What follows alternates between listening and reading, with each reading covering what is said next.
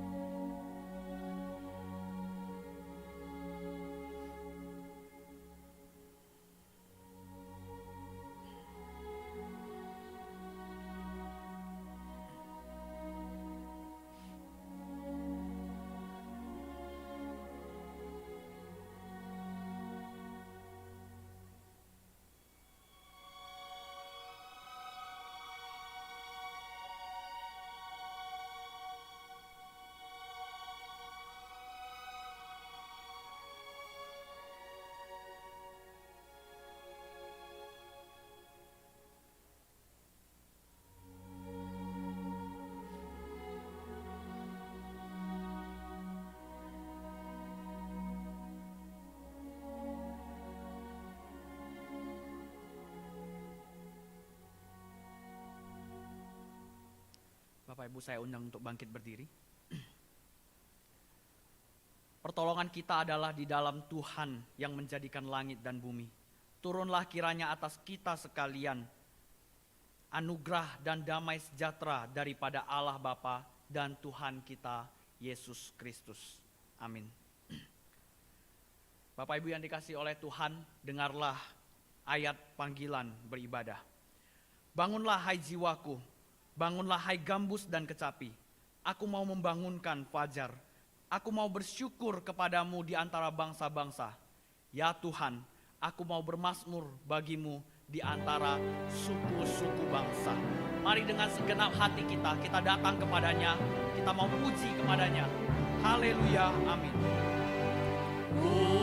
Umatnya pujilah, haleluya, amin. Pada Kristus saja, haleluya, amin.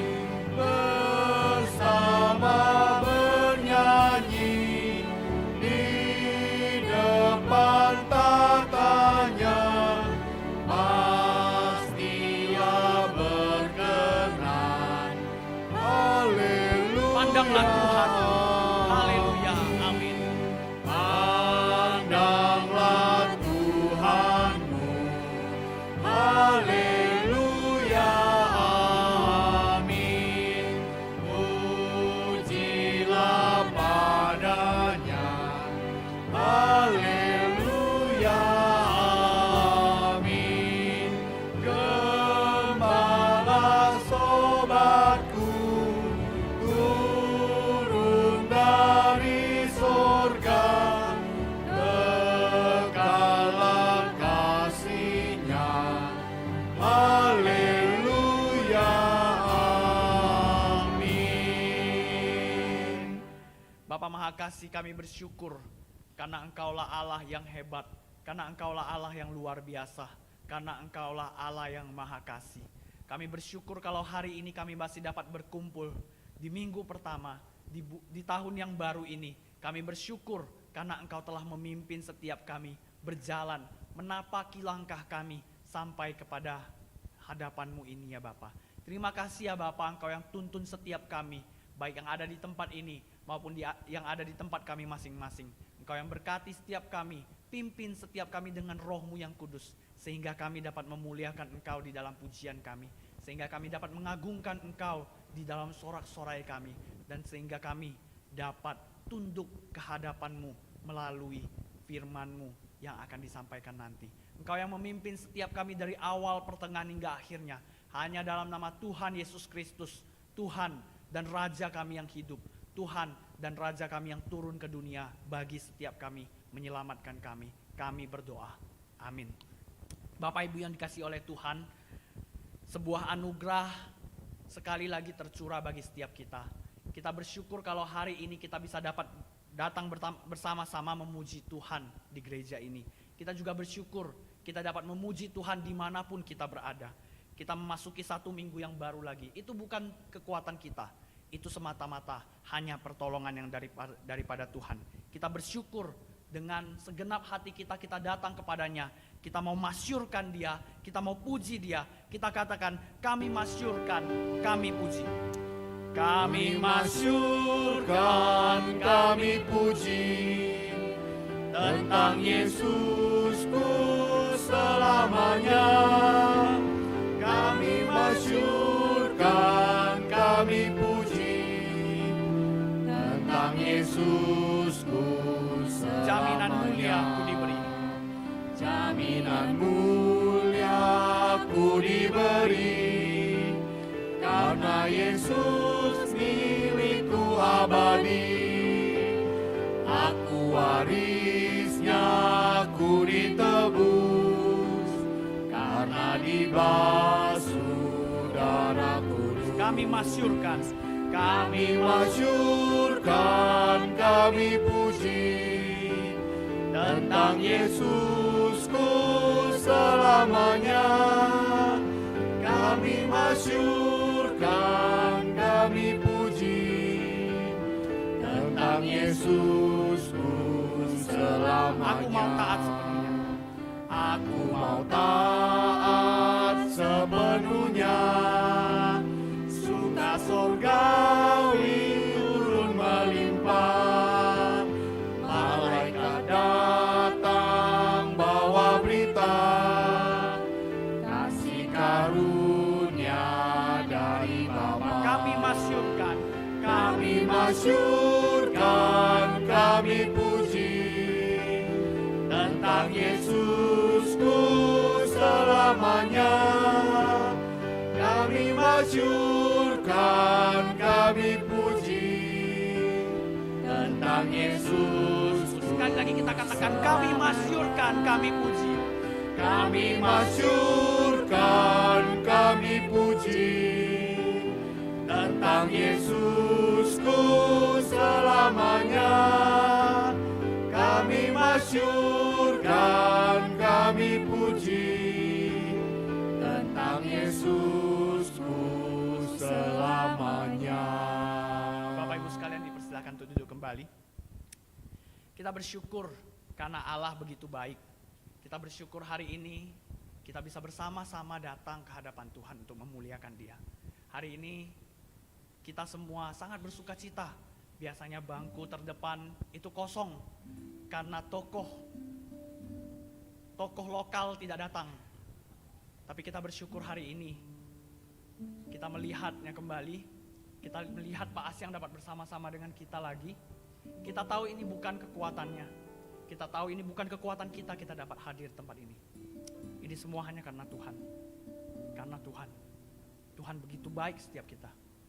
Begitu baik. Bukan karena kita sembuh, bukan karena kita kuat, bukan. Tapi karena Dia bersama-sama dengan kita.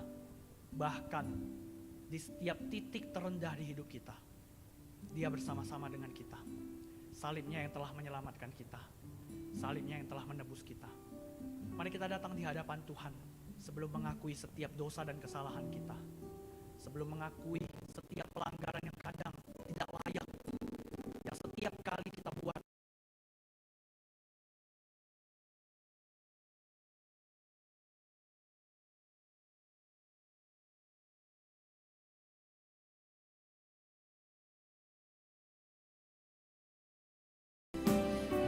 Kita datang ke hadapannya dengan sungguh kita katakan, hanya Kau Tuhan di hidupku. Engkau yang memberikan hidup kami baru.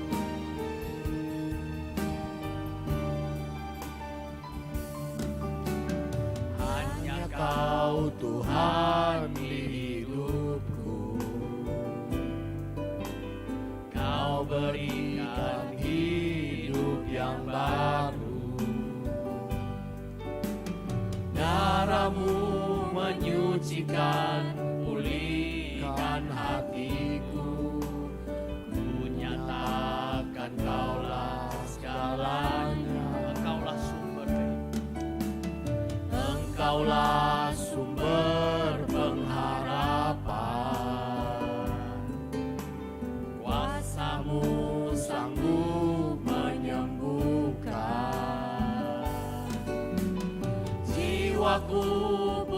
berserah hanya kepadamu.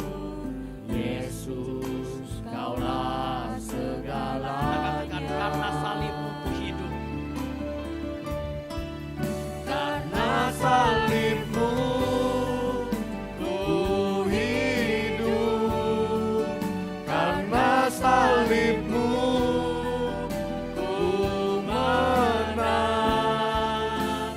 Engkau yang berkuasa, sanggup untuk melakukan mujizat-Mu. Karena salibmu.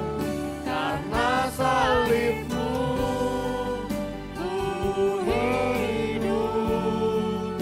Karena salibmu ku menang. Engkau yang berkuasa, sanggup untuk melakukan mujizat-Mu di hidupku.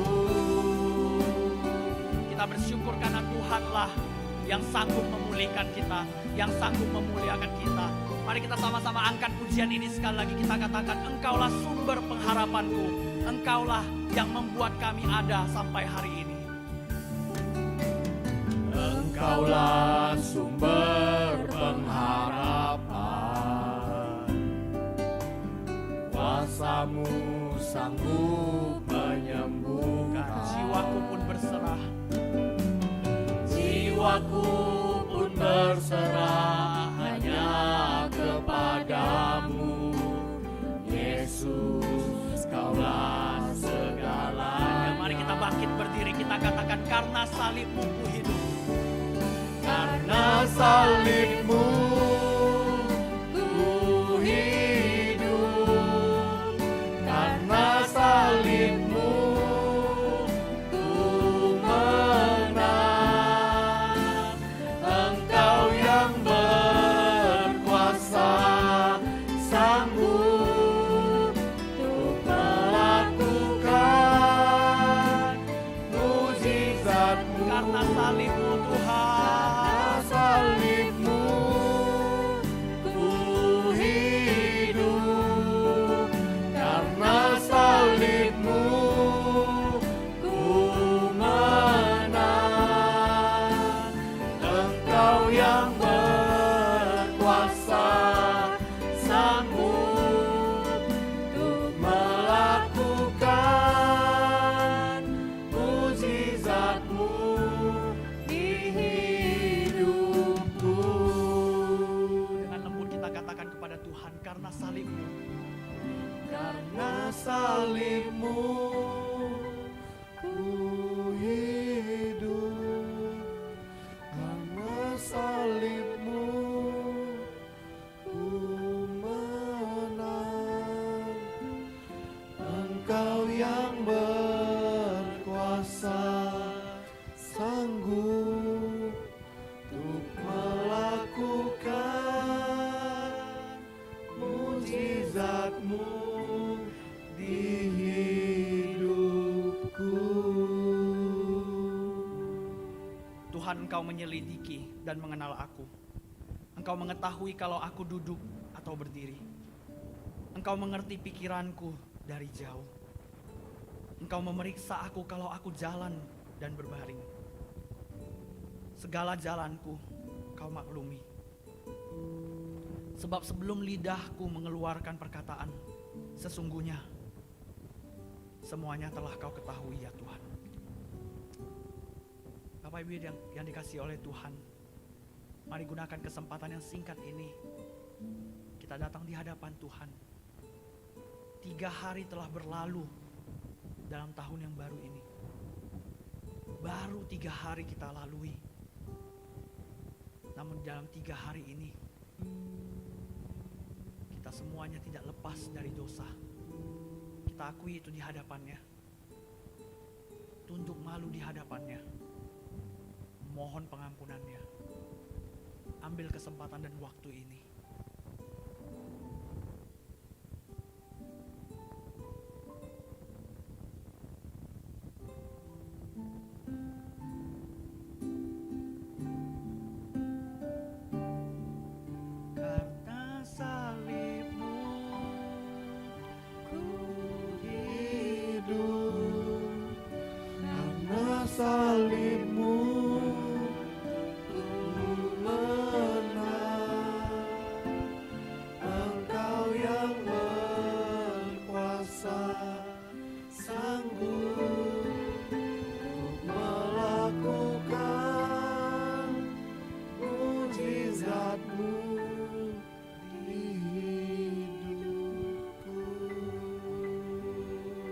kami datang ke hadapan-Mu.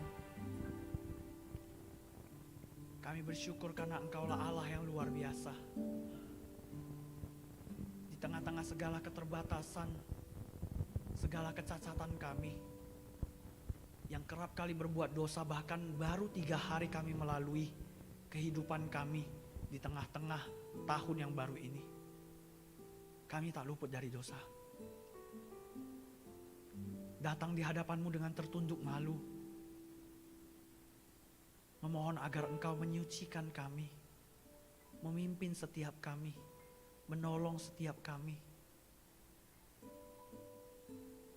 agar kami dapat berubah lebih baik lagi, lebih baik lagi, dan lebih baik lagi. Pimpin kami dengan Roh-Mu yang kudus ya Bapa. Hanya dalam nama Tuhan Yesus Kristus kami berdoa. Amin. Saudara-saudara yang dikasihi oleh Tuhan, dengarlah jaminan pengampunan dosa yang diambil dari Efesus 1 ayatnya yang ke-7. Sebab di dalam Dia dan oleh darahnya kita beroleh penebusan, yaitu pengampunan dosa menurut kekayaan kasih karunia-Nya.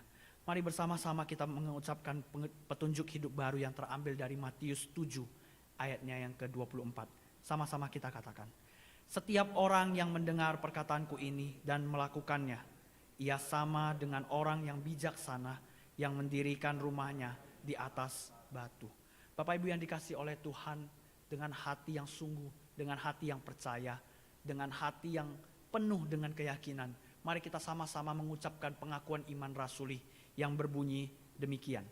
Aku percaya kepada Allah Bapa yang Maha Kuasa, Khalik langit dan bumi, dan kepada Yesus Kristus anaknya yang tunggal Tuhan kita, yang dikandung daripada Roh Kudus, lahir dari anak darah Maria, yang menderita sengsara di bawah pemerintahan Pontius Pilatus, disalibkan, mati dan dikuburkan, turun ke dalam kerajaan maut.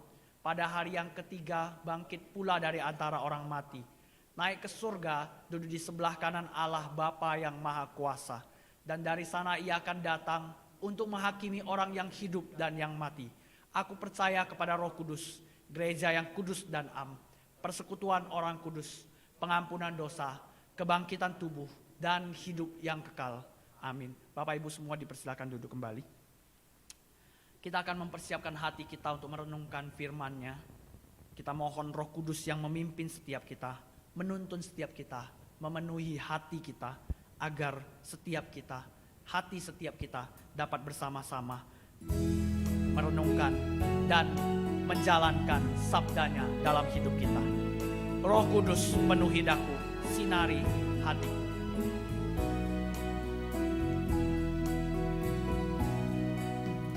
Roh Kudus penuhi daku dan sinari hatiku, lenyapkan kuasa yang gelap, ganti dengan terang tetap. Nuhilah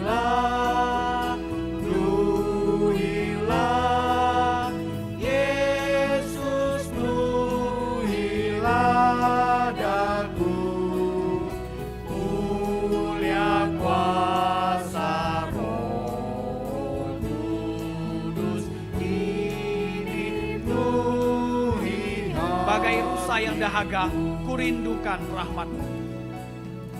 Bagai rusa yang dahaga, merindukan rahmat-Mu. Mohon sumber air hidup-Mu terpancar di hatiku. Nuhilah. Nuhilah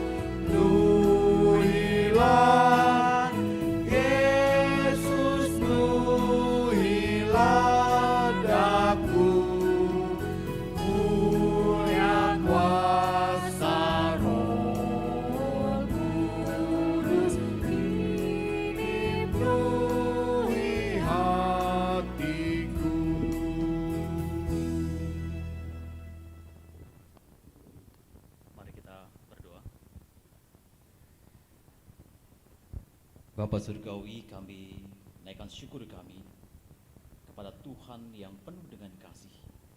Dan biarlah setiap kami, Tuhan, rindu firman Tuhan memenuhi hati kami dan jiwa kami, Tuhan. Kami bersyukur, Tuhan, biarlah firman Tuhan hari ini yang boleh dengar dan kami boleh berkomitmen untuk melakukannya. Terpujilah Tuhan di dalam nama Tuhan Yesus Kristus. Amin.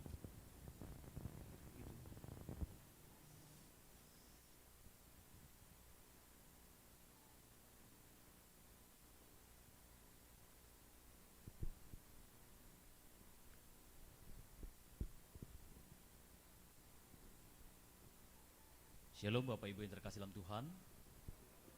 Sekali lagi kita bersyukur, Tuhan itu baik, Tuhan panjang sabar, Tuhan yang penuh kasih itu boleh mengizinkan kita hari ini boleh tetap dalam keadaan sehat-sehat. Kita akan merenungkan firman Tuhan di dalam tema mau dibawa kemana hubungan kita. Matius pasal yang ke-7.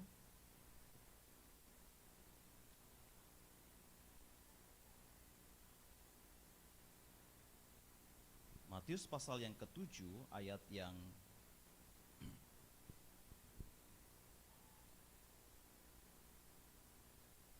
kita akan baca ayat yang ke-19 sampai yang ke-23 ya. 19 ayat Matius 7 ayat 19 sampai 23. Saya akan baca ayat 19, Bapak Ibu ayat 20 dan selanjutnya kita secara bergantian. Matius 7 ayat 19, dan setiap pohon yang tidak menghasilkan buah yang baik pasti ditebang dan dibuang ke dalam api.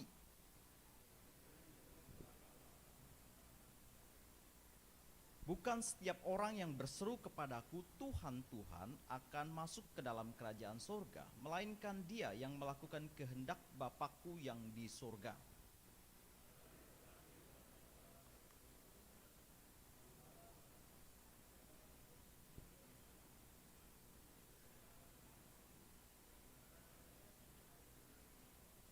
Sama-sama. Pada waktu itulah aku akan berterus terang kepada mereka dan berkata, aku tidak pernah mengenal kamu, enyahlah daripadaku kamu sekalian pembuat kejahatan. Mari kita mendengarkan satu video klip.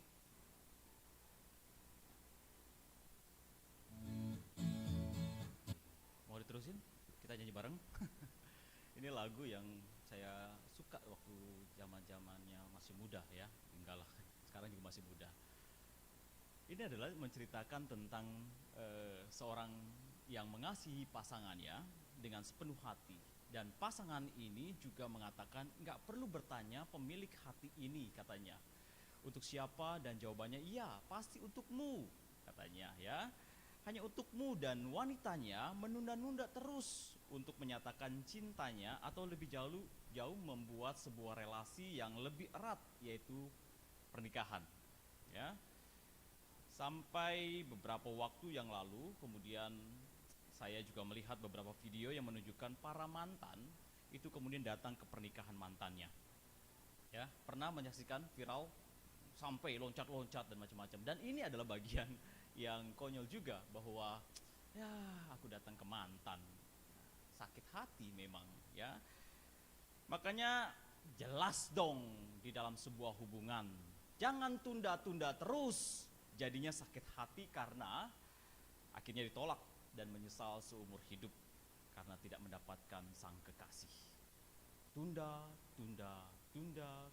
untuk menyatakan, maukah engkau menikah denganku?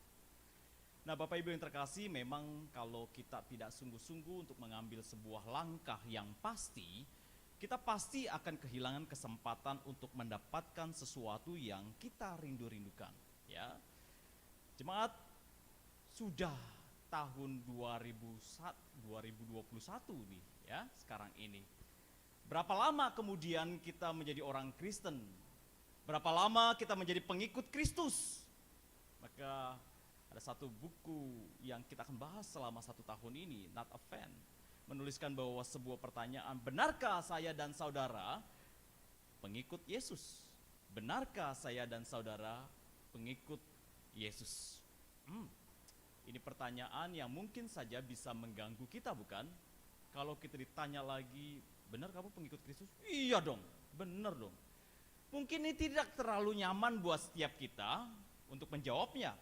Karena kemudian kita mulai mengabaikan dan kemudian melupakan pertanyaan-pertanyaan yang mengkreditkan atau mengevaluasi daripada iman kita. Hal ini mungkin saja karena kita sekali lagi tidak mau dikoreksi. Kita memang tidak berkeinginan untuk melanjutkan satu hubungan ke jenjang yang lebih serius kepada Tuhan. Seperti seorang kalau diajak, kapan dong lamar saya? Ini nggak ada memo ya, tapi memo sudah mulai meningkatkan ya statusnya ya. Kapan dong lamar saya? Kok pacaran terus? Sudah berapa tahun ini pacaran terus? Lamar dong. Ada orang-orang yang demikian dan kemudian selalu beralasan, santai aja lah, begini-begini aja, jalanin saja, biasa saja hubungan ini. Nggak usah serius-serius, nggak usah repot-repot, nggak usah ya pokoknya masuk di dalam sebuah jenjang yang lebih lagi, cukuplah. Atau kita nggak perlu mengatakan kita nggak perlu serius lah, apalagi memberi diri untuk pelayanan dalam gerejawi. Cukuplah orang-orang muda saja yang melayani Tuhan, kita ya sudah cukuplah. Atau kita sudah mengatakan bahwa sudahlah cukup untuk menyumbangkan pikiran, tidak perlu kotor-kotor di dalam pelayanan, sebab ada saja memang ada orang-orang yang kemudian baru kena kotor saja sedikit sudah mengeluhnya seperti sudah mandi lumpur luar biasanya. Saya sudah sampaikan di dalam pembinaan bahwa ketika kita mau terjun di dalam pelayanan, engkau harus kotor, engkau harus berani kotor. Karena memang tugas seorang hamba adalah kotor-kotoran. Dan ketika kotor-kotoran, itu membersihkan sesuatu yang kotor, lalu kemudian jadi bersih. Kemudian kalau kita kemudian memberi diri untuk melayani Tuhan, kalau hanya tidak, aduh ini kotor, engkau bukan pelayan Tuhan. Ya, sama saja kalau seorang yang nyapu di jalanan, aku nggak mau kena debu, itu omong kosong, itu nggak bisa begitu. Ya memang harus kena debu, ya, memang harus kotor-kotoran. Lalu Keith Edelmans melanjutkan sebuah pertanyaan mengenai pengikut Kristus. Apakah dalam benak kita bahwa pengikut Kristus itu adalah karena saudara menghadiri kebaktian di gereja setiap minggunya? Saya pengikut Kristus karena saya menghadiri kebaktian di gereja. Apakah orang tua atau kakek kita beragama Kristen, lalu kita mengatakan bahwa saya sudah pengikut Kristus? Apakah karena kita pernah mengangkat tangan ketika ditantang di dalam penghujung KKR? Apakah kita merasa bahwa kita sudah pengikut Kristus? Apakah Anda pernah menirukan doa komitmen yang diucapkan sang pengkhotbah kata per kata? Apakah kemudian kita berkata, aku pengikut Kristus? Apakah nada deringnya rohani, lalu kita berkata, aku pengikut Kristus? Apakah nama Anda pernah muncul di dalam warta gereja? Apakah kita pengikut Kristus? Apakah karena pengetahuan tentang doktrin yang banyak, lalu kita berkata, aku pengikut Kristus? Mari kita melihat firman Tuhan yang mungkin banyak anak Tuhan yang melewatinya tanpa ada hati yang mau diam dan kemudian meyakini bahwa saya pengikut Kristus. Ayat 21. Bukan setiap orang yang berseru kepadaku, Tuhan, Tuhan, akan masuk ke dalam kerajaan surga, melainkan dia yang melakukan kehendak Bapakku yang di surga. Bapak Ibu yang terkasih, kekristenan bukan didasarkan oleh apa yang saudara pikir itu baik. Oke, baik. Bukan berdasarkan apa yang saudara kerjakan itu baik. Pikir baik, lalu kemudian mengerjakan, pikir itu baik. Bukan berdasarkan pertimbangan itu oke atau ini tidak oke.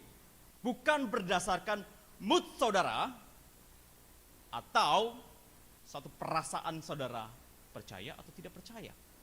Bukan. Kekristenan bukan berdasarkan begitu. Namun berdasarkan sebuah pertimbangan dari Tuhan melalui sebuah relasi akan Dia. Kekristenan bukanlah agama.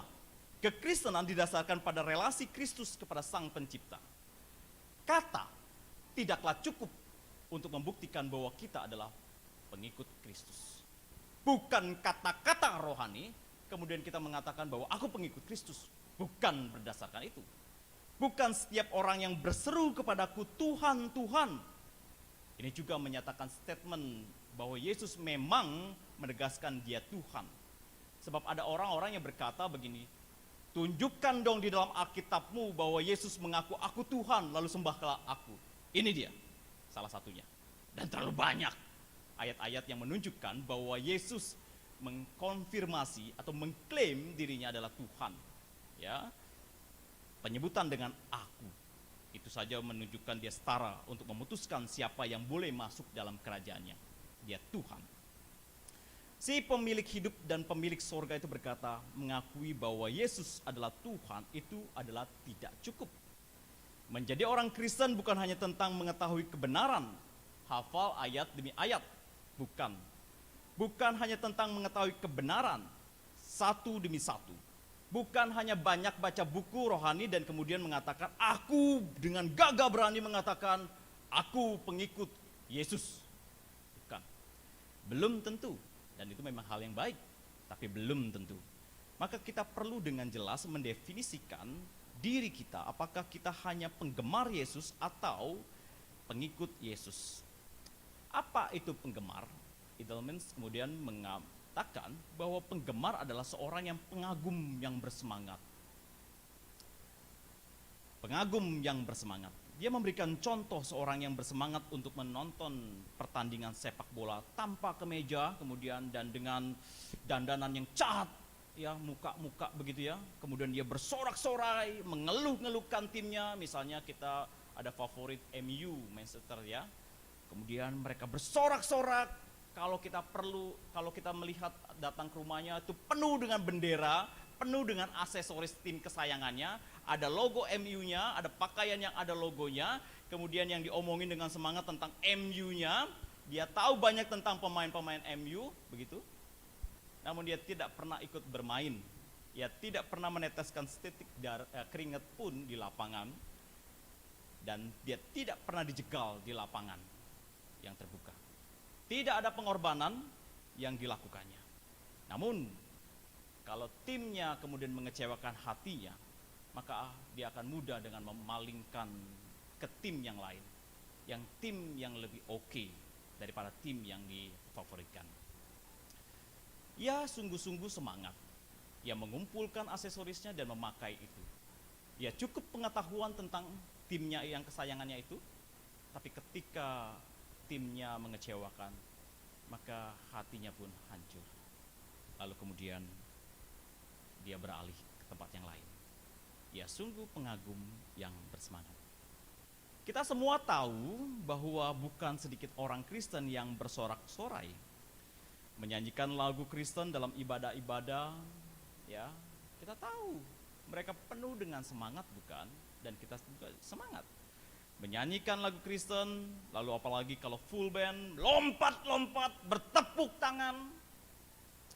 Namun ketika masa-masa sulit di dalam hidupnya hadir, apakah ia tetap mengikutinya dan tetap punya semangat mengikutinya? Apakah mulai undur? Pengetahuan akan lenyap dan saya rasa seorang penggemar akan meninggalkannya. Paham ya? Tuhan Yesus tidak tertarik katanya akan penggemar. Dia tidak tertarik kepada seorang penggemar yang hanya mengikuti jika menyenangkan hatinya, jika semuanya aman-aman saja, jika semuanya baik-baik saja, jika baru aku ikut kamu Tuhan. Kalau tidak, maka sorry. Maka hubungan kita seperti hubungan hanya teman tapi mesra. Ada TTM dulu, teman tapi mesra. Asalkan saya mendapatkan manfaat dari sebuah hubungan, maka saya akan ikut engkau. Tapi kalau tidak ada manfaatnya, maka sorry Jack. Tidak. Ya. maka saya akan tetap menjadi penggemar, namun kalau harus mengorbankan sebuah perasaan, pengorbanan harta, mengorbankan waktu, maafkan saja. Sampai di sini hubungan kita. Ya, ini logo TTM, bukan logo ya. Ini kayak semboyan TTM, teman tapi mesra. Semacam tidak memiliki namun takut kehilangan. Semacam tak punya status namun merasakan cemburu. Nah, itu TTM, ya. Dulu anak-anak remaja suka banget beginian. Nggak pacaran, nggak punya status, tapi teman dekat. Tapi kalau orang itu ceweknya dengan cowok yang lain, dia cemburu, padahal nggak punya status, gitu, ya. Begitu juga dengan kita. Bagaimana perjalanan kekristenan kita hari ini? Apakah kita seperti jemaat di Efesus yang diperingatkan oleh Tuhan bahwa pengetahuanmu yang banyak itu dan pada akhirnya tidak berguna karena engkau tidak memiliki kasih kepadaku? Tidak berguna. Suaramu kepada Tuhan sudah tidak terdengar merdu lagi. Yesus. Karena engkau hanya mengatakan lip service. Cuman hanya bukan lip sync ya. Kalau lip sync ya lip sync juga. Ikut-ikut aja. Ikut-ikut saja. Hanya kebiasaan-kebiasaan yang dilakukan sebagai orang-orang Kristen. Lalu pertanyaannya, mau dibawa kemana hubungan kita? Sudah tahun 2001 tuh, ya. Mau nggak sih lebih serius lagi? Harusnya ke jenjang lebih serius, yaitu ketika kita sudah mengatakan aku mengasihimu Tuhan, maka lakukan kehendak Tuhan. Maka firman Tuhan katakan, dia yang melakukan kehendak Bapakku yang di surga, itu yang mengatakan bahwa mengasihi aku. Apa itu kehendak daripadanya? Yesus mengatakan hukum terutama, Matius 22 ayat 37. Kasihilah Tuhan Allahmu dengan segenap hatimu dan dengan segenap jiwamu dan dengan segenap akal budimu. Dan hukum yang kedua yang sama dengan itu ialah kasihilah sesamamu manusia seperti dirimu sendiri. Harapan Yesus pada pengikutnya adalah mengasihinya dan mengasihi sesamanya. Sama seperti khotbah Matius, dia memprioritaskan tentang hal yang praksis. Kepercayaan kepada Yesus sebagai Mesias adalah penting dan sangat-sangat penting di dalam Matius. Namun yang sangat juga penting yang sama dengan hal itu adalah menghidupi daripada kehendak daripada Allah. Action speak louder than word. Perbuatan itu lebih keras terdengar daripada kata-kata. Saudara yang terkasih, Matius dengan sangat menekankan hal ini karena mungkin saja banyak orang Kristen yang besar ngomongnya dan mudah memperdebatkan banyak hal, namun lupa melakukan kehendak daripada Tuhan. Matius kemudian menuliskan kembali tentang praksis dalam menjalani kehendak daripada Tuhan. Dan di dalam penghakiman terakhir, Matius 25, mari kita lihat. Dia masih konsisten dengan lakukan ini. Matius 25.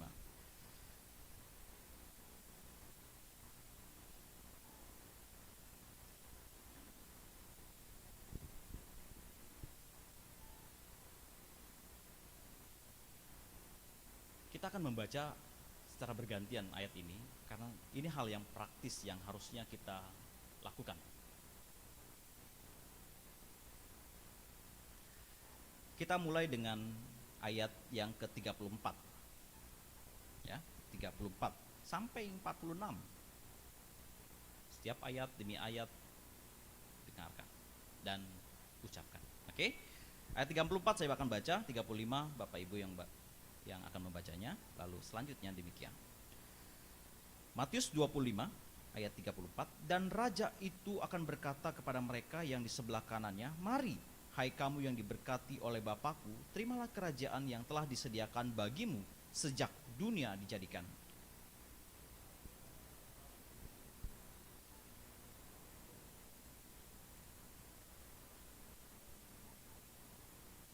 Ketika aku telanjang, kamu memberi aku pakaian. Ketika aku sakit, kamu melawat aku. Ketika aku di dalam penjara, kamu mengunjungi aku.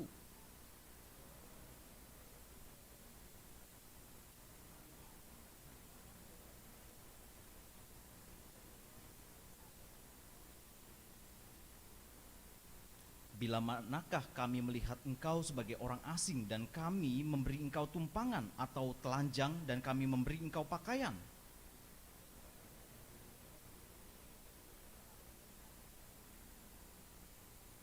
Dan raja itu akan menjawab mereka, aku berkata kepadamu, sesungguhnya segala sesuatu yang kamu lakukan untuk salah seorang dari saudaraku yang paling hina ini, kamu telah melakukannya untuk aku.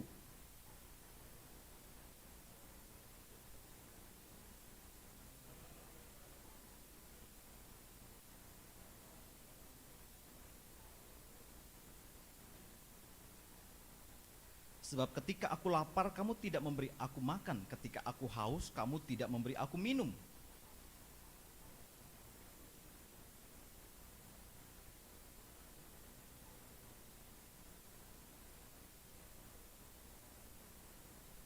Lalu mereka pun akan menjawab dia, katanya, Tuhan, bila manakah kami melihat engkau lapar atau haus atau sebagai seorang asing atau telanjang atau sakit atau dalam penjara dan kami tidak melayani engkau?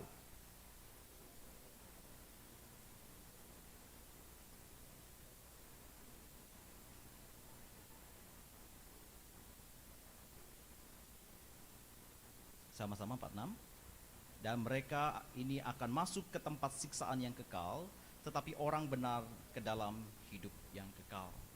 Amin. Bapak Ibu yang terkasih, seorang Kristen bukan hanya membangun hubungan dengan Tuhan begitu baiknya. Bukan itu aja, ya. Itu memang penting. Hubungan lebih serius kepada Tuhan sebagai respon kita kepada Tuhan, itu kemudian disamakan dengan bagaimana melakukan perbuatan baik. Dan ketika kita berkata, kapan Tuhan kekurangan baju? Aku nggak tahu Tuhan. Ketika ada orang-orang yang di sekitar kita kekurangan baju, kita melakukannya untuk Tuhan. Ketika ada orang-orang yang lapar di sekeliling kita, lalu kita memberi makan untuk mereka yang paling hina. Ketika mereka kesendirian, kesunyian, kemudian kita menemaninya dan kita melakukannya untuk Tuhan. Bapak Ibu yang terkasih dalam Tuhan, kadang-kadang kita terjebak di dalam sebuah pelayanan gerejawi dan kita merasa puas tentang hal itu. Tidak, kata Tuhan. Lakukan hal yang praksis, hal-hal yang memang di hadapanmu ada orang-orang yang memerlukan. Disitulah kemudian dikatakan bahwa engkau layak untuk menjadi anak-anakku. Nah, Bapak Ibu yang terkasih, sebab itu kita mesti mewaspadai dalam membangun sebuah hubungan yang lebih serius, yaitu juga perbuatan baik dengan semangat itu juga kemudian harus diwaspadai, karena itu juga tidak menyelamatkan. Loh, kok bisa? Jangan sampai kita kemudian ya wis perbuatan baik tuh kan ditekankan. Enggak, perbuatan baik itu tidak menyelamatkan. Perbuatan baik itu adalah sebuah respon kita karena kita sudah diselamatkan oleh Tuhan. Jangan sampai terbalik hal itu. Maka ayat 22 dikatakan, pada hari terakhir banyak orang akan berseru kepadaku, Tuhan, Tuhan, bukankah kami berbuat demi namamu dan mengusir setan demi namamu dan mengadakan banyak mujizat demi namamu juga? Pada waktu itulah aku akan berterus terang kepada mereka dan berkata, aku tidak pernah mengenal kamu, enyahlah daripadaku kamu sekalian pembuat kejahatan. Mengapa tidak baik melakukan demi namamu? Kan tadi sudah dikatakan tuh, melakukan perbuatan baik, itu penting, sesuatu yang penting. Dan Matius menekankan hal yang praksis memang. Mengapa kemudian ayat 23 Tuhan mengatakan tidak pernah mengenal kamu, enyahlah daripadaku kamu sekalian pembuat kejahatan. Tadi sudah diminta perbuatan baik. Sekarang ketika melakukan perbuatan baik demi namamu, engkau marah. Bingung banget sih ini, galau banget ya. Saudara yang terkasih, Stephen Shane itu berkata, salvation should lead to good work. Ya, keselamatan seharusnya mengarah pada perbuatan baik. Ketika kita memiliki keselamatan dan memperoleh keselamatan, itu pasti mengarah kepada perbuatan baik. Tetapi tidak sebaliknya. Perbuatan baik tidak mengarah pada keselamatan. Ini harus tegas. Ya. Perbuatan baik tidak mengarahkan pada keselamatan. Tapi keselamatan itu pasti akan mengarahkan pada perbuatan baik. Ini adalah perbedaan yang besar.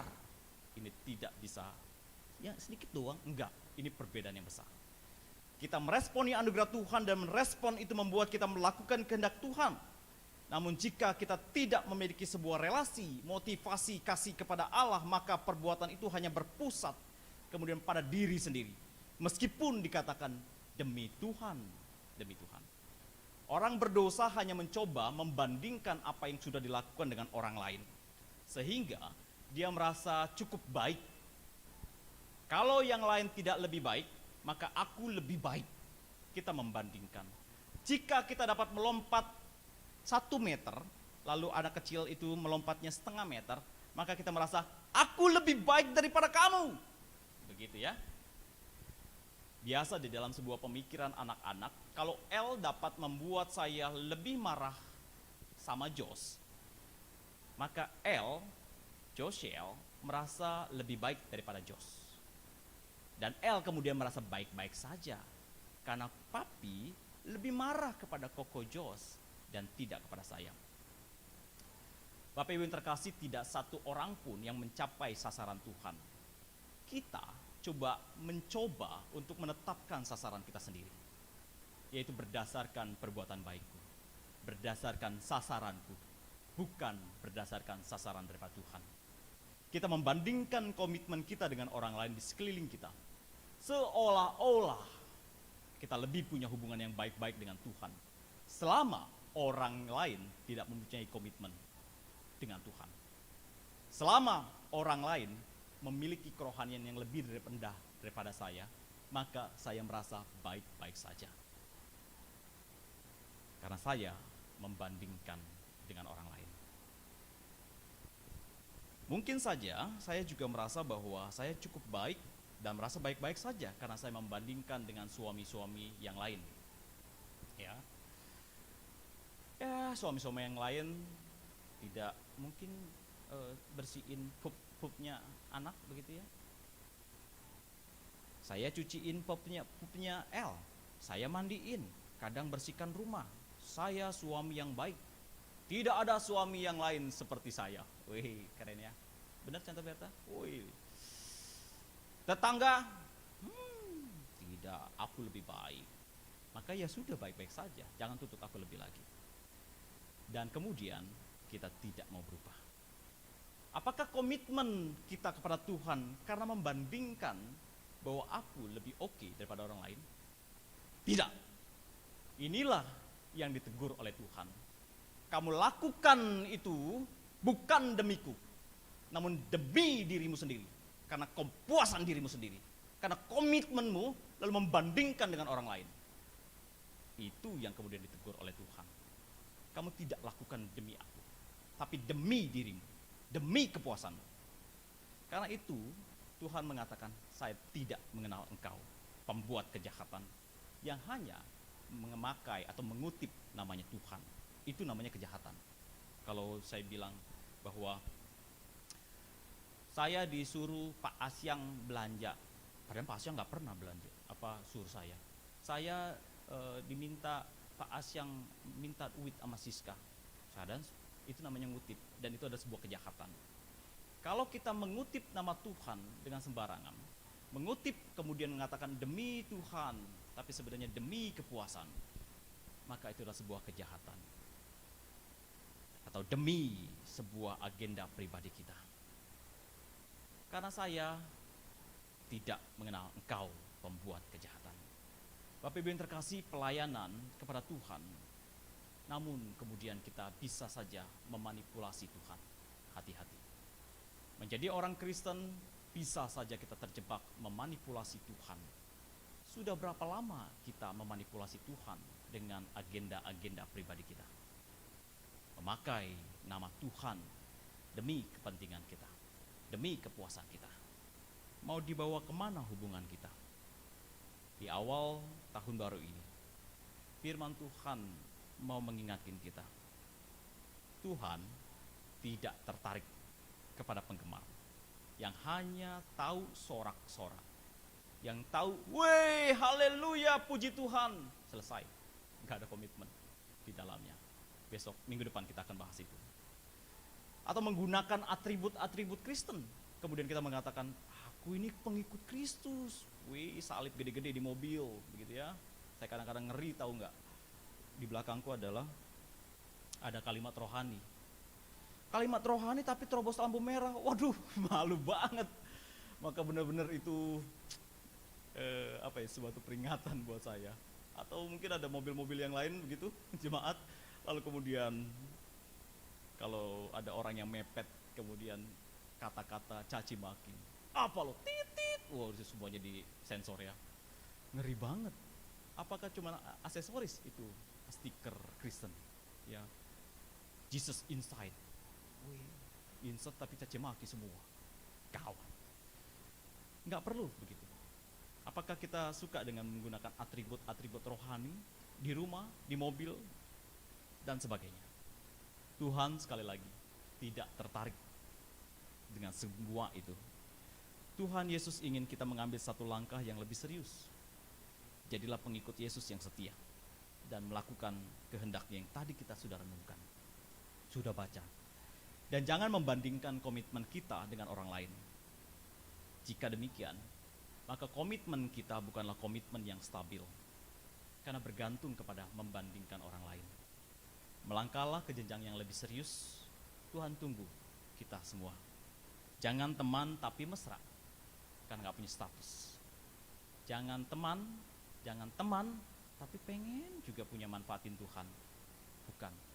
Yesus ingin kita menjadi pengikut yang setia. Itulah mengapa Tuhan Yesus mengatakan saya dan saudara orang percaya adalah mempelai wanita. Mempelai wanita. Karena ikatannya bukan sekedar mood. Ikatannya adalah kasih. Waktu bangun gue lihat lu lagi, aduh jelek banget tuh. Kita kalau sudah bersuami istri ya, itu kan ketemunya dia lagi. Dari cantik, dari bangun tidur sampai dia ngoroknya begitu. Tapi istriku tetap cantik. Dia waktu tidur dia cantik, waktu dia kesel dia cantik. Aduh, dusta apa ini orang ya? Bapak Ibu terkasih, ketika kita menjalani peran kita masing-masing menjadi anak-anak Tuhan dan mempelai Kristus, komitmen di hadapan Tuhan, komitmen. Karena di dalam pernikahan yang muncul adalah kasih dan komitmen, bukan berdasarkan mood, bukan berdasarkan perasaan, bukan berdasarkan orang lain. Ini nggak pelayanan, ya wis aku nggak pelayanan juga. Atau aku orang lain nggak mengasihi Tuhan yang lebih ya, aku juga lah. Oke. Begitu. Kiranya Tuhan Yesus memberkati kita tahun 2001. Komitmen kita untuk boleh menjalani panggilan Tuhan masing-masing. Setia dan makin melangkah lebih, mungkin lebih tunangan begitu ya. Kalau mungkin dari teman sekarang tunangan, atau nanti atau yang sudah mengikat pernikahan. Kepada Tuhan, Tuhan aku mau ikut Tuhan dengan segenap hatiku. Hancur-hancuran. Tuhan Yesus memberkati kita. Mari kita berdoa. Bapa Surgawi, kami tahu Tuhan, kami sadar bahwa diri kami bukanlah manusia yang sempurna Tuhan. Hidup kami kadang-kadang bergantung kepada orang lain. Kalau orang lain itu menyenangkan hati, maka hati kami gembira Tuhan. Kalau orang lain kemudian melayani Tuhan dengan baik, maka saya juga harus kejar itu supaya tidak ketinggalan. Tuhan tolong kami tahun 2001 ini Tuhan, kami ingin melangkah mungkin 1, 2 langkah, 3 langkah, tetapi biarlah kami melangkah ke depan makin erat hubungan kami dengan Tuhan. Karena bukan orang yang berseru-seru kepada Tuhan atau melakukan demi nama Tuhan, itulah yang kemudian diselamatkan. Tapi karena anugerah Tuhan, kami dimampukan untuk melakukan kebenaran firman Tuhan. Terpujilah Tuhan. Di dalam nama Tuhan Yesus Kristus, kami naikkan syukur kami. Amin.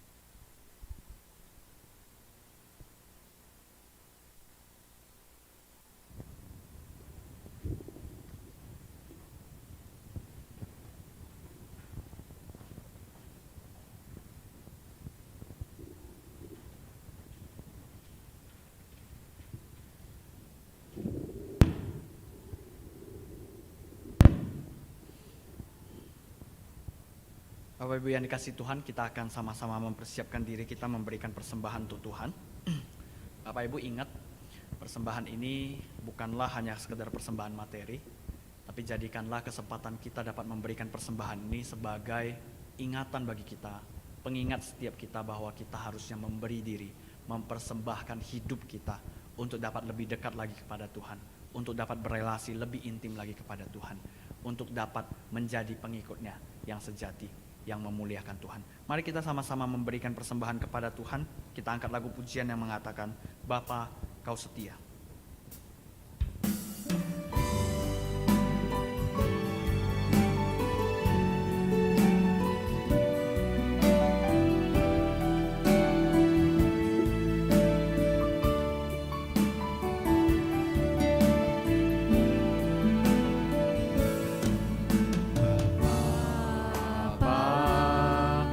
Kau setia,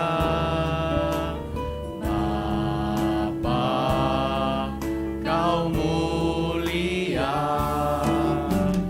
Tenanglah jiwaku, aman bersamamu.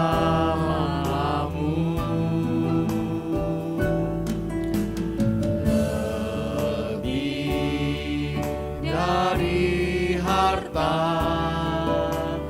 Kaulah segalanya. Tenanglah jiwaku dalam hadirat-Mu.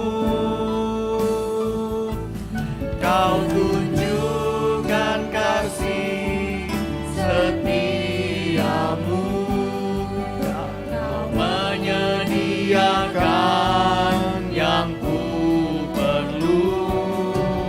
Kau setia, Kau mulia, dulu, sekarang, dan selamanya. Kau tunjukkan kasih setiamu, Kau menyediakan yang ku perlu. Kau setia, Kau mulia, Bapa, Kau setia. Lebih dari yang kau, lebih dari harta, Kaulah segalanya. Mari kita sama-sama bangkit berdiri.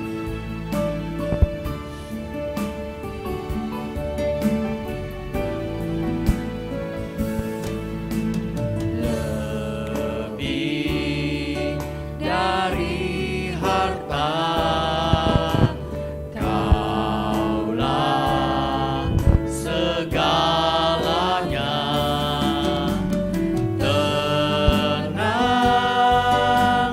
jiwaku dalam hadirat-Mu.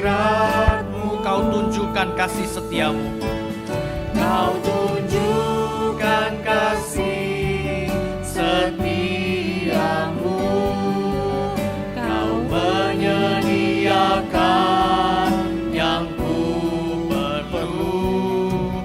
Kau setia, Kau mulia, dulu, sekarang, dan selamanya. Kau tunjukkan kasih setiamu, Kau menyediakan yang ku perlu. Kau setia, Kau mulia, Bapa, Kau setia. Bapa, Engkau begitu setia dalam hidup kami. Kami bersyukur di tengah-tengah ketidaksetiaan kami, Engkau masih mengasihi kami, menganugerahkan nafas tiap paginya yang dapat kami hirup. Teramat baik apa yang telah Engkau kerjakan dalam hidup kami. Kami sadar Engkaulah Allah. Kami sadar bahwa Engkaulah yang kami perlu. Dan kami sadar bahwa kami harusnya menjadi pengikut yang sejati. Bukan hanya sekedar ikut-ikutan. Bukan hanya mau untung daripadamu saja. Tapi kami ingin mengerjakan apa yang menjadi bagian kami. Apa yang telah Engkau percayakan kepada setiap kami. Kami telah memberikan persembahan di hadapan-Mu. Materi ini hanya sementara. Hanya bersifat fana. Semua ini dapat diraih, namun semua ini dapat hilang begitu saja.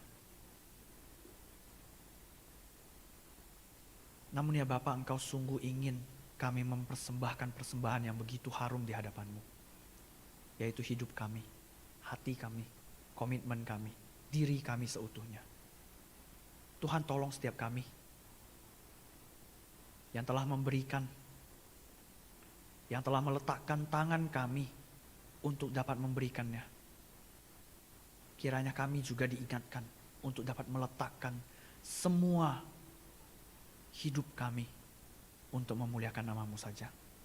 Tuhan tolong kami, berkati kami, pimpin kami dan tuntun kami dengan Roh-Mu yang kudus.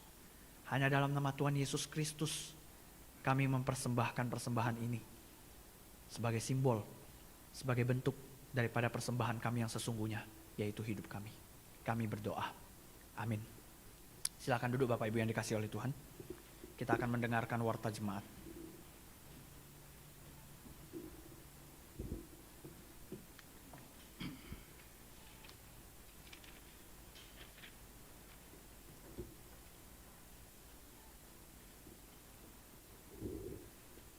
Shalom. Tes. Oke. Terima kasih sekali lagi buat kesediaan jemaat boleh tetap hadir dan kemudian terus boleh mungkin saja di rumah masing-masing juga terus boleh mendoakan gereja kita. Terima kasih untuk para pelayan-pelayan Tuhan yang sudah berlatih, dan kalau kita lihat di pojokan sana ada kamera mungkin di zoom gitu. Ini ada saudara Dedi yang baru pertama kali juga melayani bersama kita di dalam bidang musik. Ya, kita bersyukur untuk orang-orang muda yang mulai bermunculan boleh bersama-sama melayani di tempat ini. Dan saya juga berharap juga yang tua-tua jangan tahan-tahan ya, maju juga ya di dalam pemikiran apapun, dalam pertimbangan-pertimbangan apa ya, bisa saja sampaikan kepada kami agar kita sama-sama satu hati, yang tua sampai dari yang muda, yang kecil begitu sampai yang tua, bisa sama-sama melayani Tuhan di gereja yang sudah ada di Bengkulu ini ya. Dan sekali lagi saya juga bersuka cita ketika melihat tadi toko Pak Asyang. Sekali lagi selamat datang Pak Asyang dan Ibu. Tadi aku benar-benar ketika pertama kali melihat di tangga itu hatiku bersorak-sorai Pak, beneran. Dan di tadi duduk saya mau menangis juga. Ini bukan lebay Pak, tapi memang saya menggumulkan jemaat-jemaat Tuhan, jemaat yang saya gembalakan itu sehat-sehat dalam pemeliharaan Tuhan. Kalaupun memang harus mengalami yang begituan, Tuhan kuatkan, Tuhan hiburkan. Ya, jadi bersyukur Tuhan pelihara. Ini masih dalam catatan pokok doa saya. Tiap-tiap hari juga bersama dengan keluarga mendoakan ibu dan bapak dan seluruh jemaat agar tetap sehat dalam pemeliharaan Tuhan, bukannya secara fisik tapi juga rohaninya. Ya, ucapan selamat datang kepada mungkin enggak ada. Ya, selamat datang kepada Bapak Asyang dan Ibu Herdina yang sudah hadir hari ini. Oke, kita akan melihat warta. Minggu depan firman Tuhan akan dilayani oleh Guru Injil Berta Daily dengan tema sebuah keputusan atau sebuah komitmen. Ini juga berkaitan dengan pemuritan, ya, keputusan. Aku sudah putuskan, apakah perbedaan keputusan dengan komitmen? Minggu depan kita akan mendengarkan firman Tuhan dengan tema ini. dan liturgis Bapak Eko. Apakah ini mujizat Pak Wawi? Eko sudah sampaikan, aku nggak mau pokoknya selama live streaming nggak mau, nggak mau pimpin pujian.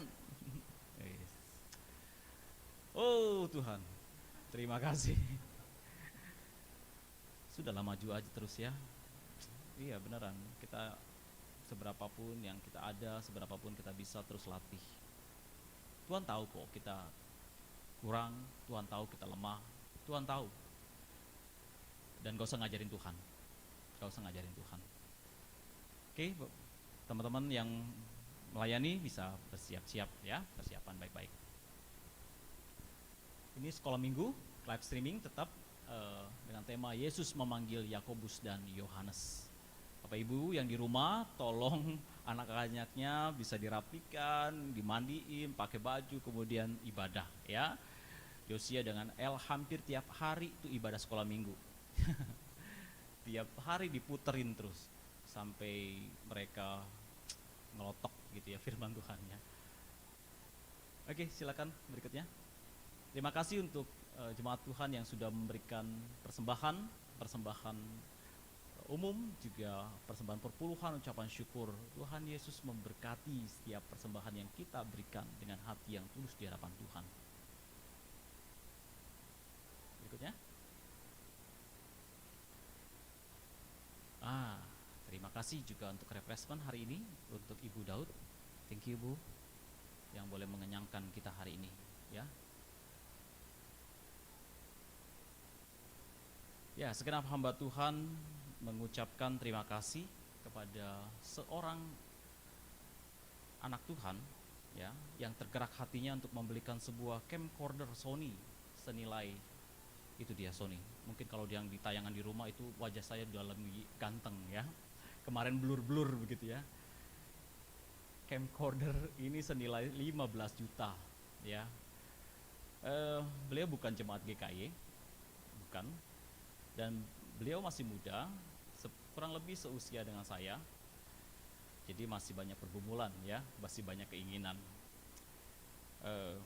Di dalam masa pandemik ini kita berpikir untuk mengamankan harta kita, uang kita, dan apapun kita rasa-rasanya kita mau kepel supaya kita nggak tahu ke depan seperti apa. Dan itulah yang kemudian saya sharingkan ke Pak Wawi juga. Aduh susah ya, ini dalam masa-masa begini harus siap-siap sakit hati begitu ya. Untuk dikatakan enggak, ini lagi pandemi begini, susah duit semuanya. Tapi Tuhan gerakan seorang anak Tuhan ya, dia kemudian dia terus menanyakan hal-hal ya apa yang bisa dibantu dalam pelayanan-pelayanan ke depan. Untuk pelayanan di Bengkulu juga dia membantu hal apa, dia menanyakan hal itu, dan juga dia menanyakan juga pelayanan-pelayanan ke depan, gereja-gereja, anak-anak Tuhan yang membutuhkan dana begitu ya. Karena dia juga pernah berkata bahwa ini berkat dari Tuhan, maka saya harus salurkan kepada kebutuhan anak-anak Tuhan. Kalau kemarin kita contoh Filemon berkata jangan takut miskin, karena ketika miskin di hadapan Tuhan, miskin ketika memberi, maka itulah yang membuat kita menjadi kaya di dalam Tuhan. Dan itulah membuat saya juga sukacita kita hari ini memiliki camcorder yang mungkin saja ya, Kelapa Gading bilang begini, wih punya kamera lebih bagus dari kita dong. Ya banyak doa makanya. Oh enggak, ini live ya. Nanti dia maafkan ya Kelapa Gading, maafkan. Dia pasti juga banyak doa. Terima kasih juga untuk dukungan Kelapa Gading dan Kebayoran. Ya, dan juga ada satu pengumuman yang membuat juga sedih hati, yaitu Mas Happy ya akan mengakhiri pelayanannya bersama dengan kita karena menikah dengan seorang gadis di kampung sana ya, di Curup. Jadi akhir Januari ini dia akan mengakhiri pelayanan bersama dengan kita. Jadi mereka Happy memutuskan untuk berhenti dan menjalankan kehidupan berumah tangga di sebuah daerah terpencil. Ciaile. agak sedikit lagu, agak kemudian Happy nangis. Kami sudah menawarkan, Happy ada solusi nggak yang baik begitu ya, sampai kita ajukan, bawalah pacarmu ke sinilah, ongkos kami yang bayarin ya, datang ke sini saya yang bayarin, kemudian pulangnya contoh Filemon yang bayarin. Kalau jadi positif, jadi tinggal di sini, Pak Wawi akan dikasih nomor hadiah. Wah, pokoknya kami oleh-oleh luar biasa. Ada siapa lagi ya jemaat yang mau tergerak hatinya? Tapi Happy memutuskan, saya pulang Pak. Itulah cinta ya. Oke, jadi jemaat, kalau ada yang rekan-rekan, ada yang ingin bekerja di sini, tinggal di sini, membantu pelayanan di tempat ini, silakan bertemu dengan Pak Wawi sebagai majelis Sapras. Ya. Ada lagi? Tidak ada lagi. Mari kita bangkit berdiri, kita akhiri ibadah kita. Mari kita berdoa.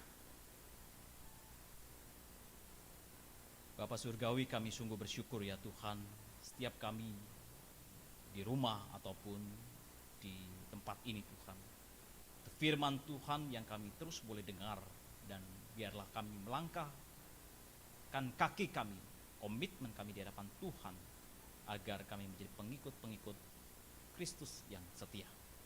Kami bersyukur juga untuk para pelayan-pelayan Tuhan hari ini. Bersyukur untuk Dedi yang boleh pertama kali bersama-sama kami melayani di GKI Bengkulu dalam bidang musik. Tuhan kiranya memberkati dia dan juga pergumulannya, segala pergumulan yang ada, biarlah Tuhan juga menjawabnya sesuai dengan waktu dan kehendak Tuhan. Kami bersyukur untuk kehidupan jemaat Tuhan dalam pemeliharaan Tuhan. Kami bersyukur Tuhan, kami boleh melihat pertolongan Tuhan di dalam kehidupan Bapak Asyang dan Ibu Asyang. Tuhan hari ini boleh hadir bersama dengan kami. Tuhan bersyukur, biarlah dalam ucapan syukur ini Tuhan, mereka boleh makin hari makin boleh mengasihi Tuhan, mencintai Tuhan, dan boleh menjadi berkat bagi banyak orang. Kami berdoa Tuhan juga untuk Pak Lo, Tuhan berikan juga kesehatan yang baik dan hati yang mengasihi Tuhan dan keluarga. Imannya bukan saja bertumbuh dewasa dalam Tuhan, namun juga berdampak bagi keluarga yang mengasihinya dan dikasihinya. Begitu juga dengan kami Tuhan, biarlah kami boleh mengasihi Tuhan, mengasihi sesama kami, karena itulah yang berkenan di hadapan Tuhan. Kami berdoa Tuhan untuk jemaat-jemaat Tuhan yang berusia lanjut Tuhan, mereka yang rentan akan pandemik ini. Pandemik ini mungkin saja tidak usai tahun ini, mungkin lebih parah.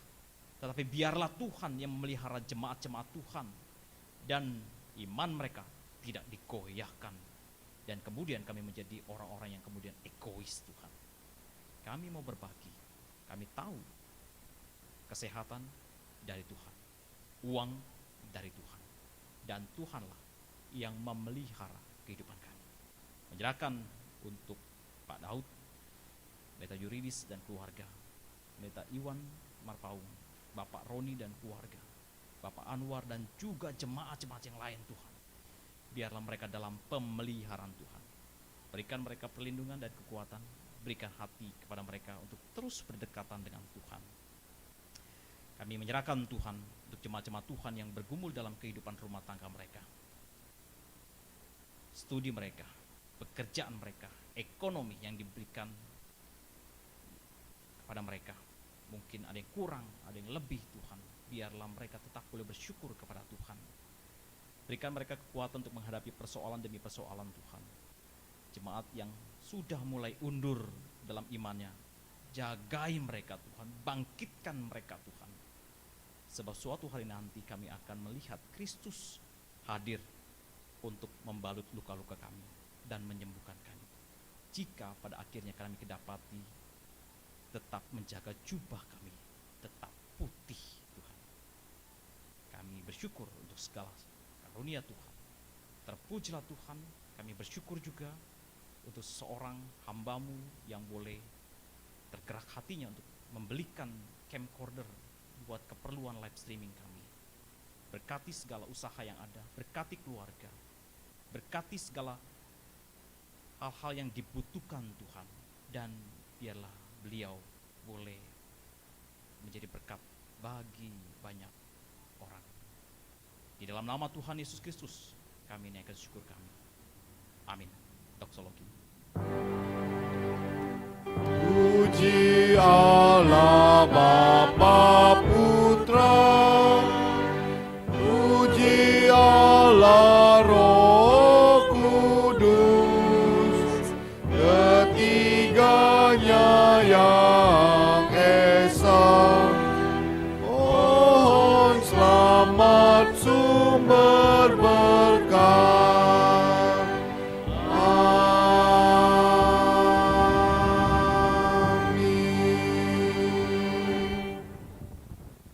Jemaat yang terkasih dalam Tuhan, marilah kita pulang membawa kebenaran firman Tuhan.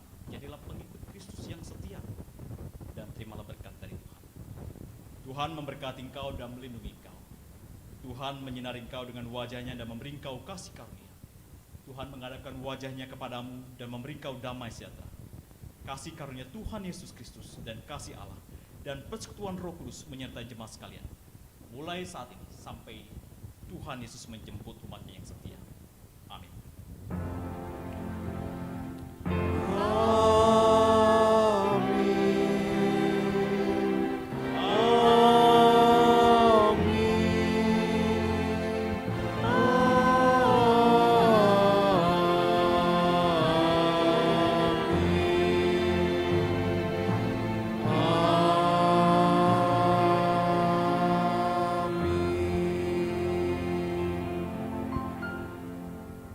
Silakan duduk. Doa teduh. Ibadah kita selesai. Tuhan Yesus berkati.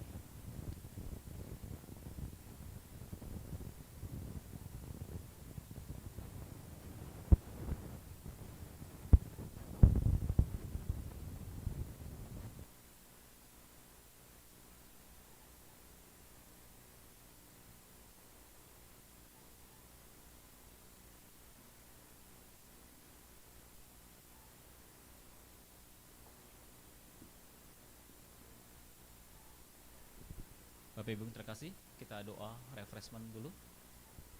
Silakan duduk, pasien dulu. Kita mau menikmati jamuan, kita akan berdoa. Kami bersyukur Tuhan untuk refreshment yang sudah disediakan oleh Ibu Daud, dan kami menikmatinya di dalam nama Tuhan Yesus Kristus. Berkati Ibu Daud, berkati keluarga ini, dan berkati setiap kami juga Tuhan, boleh dikenyangkan, dan kemudian kami pakai kesehatan ini untuk boleh melayani Tuhan. Di dalam nama kami